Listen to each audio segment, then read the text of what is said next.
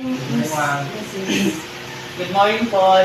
Ano na itong kaalaga din ng mga parang pwede yung interview about sa PNGO dito sa barangay.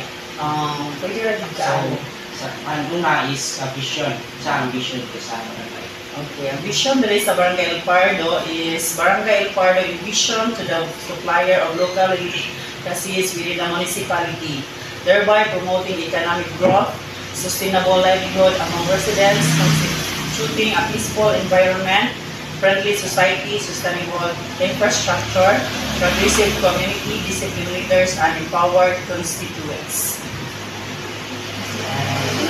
Sa mission. Okay, ang mission sa Barangay El Pardo is the 8th Barangay Council is a strong and dedicated leaders aiming to promote and advocate integrity, fairness, accountability, excellence, social and environmental responsibility in the community. Willfully committed to serve and work with active participation, cooperation, and support of responsive, loyal citizens of Barangay El Pardo. Ensure that all individuals will be given the equal access to the service that government has to offer.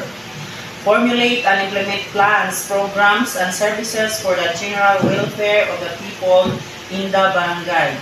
Promote people's security and safety. Promote livelihood programs to the people to secure their needs for living. Establish harmonious relationship and networking with the community. What is your goal sa barangay? Goals and objectives sa Barangay El Pardo is to improve public service through providing better access to government-based